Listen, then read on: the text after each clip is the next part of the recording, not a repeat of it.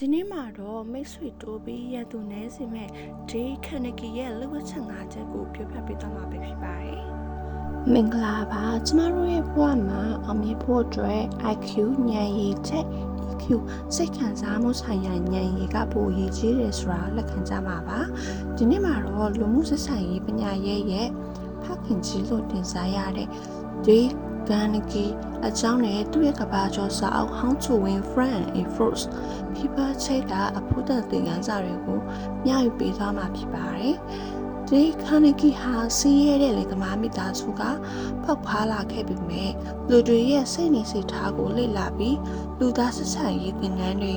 စာအုပ်တွေကနေတဆင့်တန်ပေါင်းများစွာသောလူတွေရဲ့ဘဝကိုပြောင်းလဲပေးခဲ့သူတစ်ယောက်ပဲဖြစ်ပါတယ်။ဒီစာအုပ်ရဲ့အဓိကတောက်တဲ့သုံးခုကတော့နားလည်မှု understanding အတိအမှတ်ပြု appreciation နဲ့လွယ်မှုနိုင်မှု influence တို့ပဲဖြစ်ပါတယ်။လူသားဖို့ပြုဆက်ဆံရေးလူတွေဟာကြိုးကြောင်းစီချင်မှုထက်စိတ်ခံစားချက် emotion ကိုအခြေခံပြီး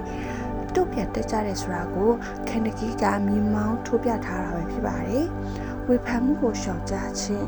အပြည့်ချင်ဝေဖန်ခြင်းဟာလူတစ်ယောက်ရဲ့အတ္တကိုထိခိုက်စေပြီးခုခံကာကွယ်လို့စိတ်ကိုသာဖြစ်ပေါ်စေတဲ့အတွက်ဝေဖန်မဲ့အစားနားလည်အောင်ကြိုးစားဖို့အတွက်တိုက်ထိုးထားပါတယ်။ရိုးသားစွာချီးကျူးခြင်း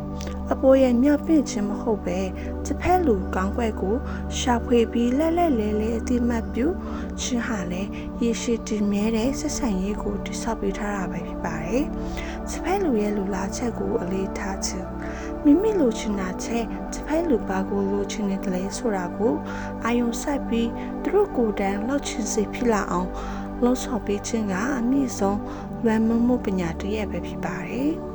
သူအဖေပြောရရင်တော့လူတွေရဲ့နှလုံးသားကိုရယူဖို့ဆိုတာဒီပညာတွေထဲသူတို့ပေါ်ထားတဲ့ကျွန်တော်တို့ရဲ့စိတ်ရင်းစေတနာကအဓိကကြပါတယ်။အခုမျှဝေပေးလိုက်တဲ့အချက်တွေထဲကပဲအချက်ကိုအကျက်ဆုံးလဲဆိုတာကို comment မှာရေးခဲ့ပေးပါဦး။ဒီဗီဒီယိုလေးကသင်အတွက်အကျိုးရှိတယ်ဆိုလို့ရှိရင် like and share လေးလုပ်ဖို့မမေ့ပါနဲ့အောင်။နောက်ထပ်ဖူတူတာဖြစ်ဖွယ်ကွန်တက်တွေအတွက် channel ကို subscribe လုပ်ထားလိုက်ပါအောင်နော်အားလုံးပဲပျော်ရွှင်တဲ့ဘဝကိုတည်ဆောက်နိုင်ကြပါစေ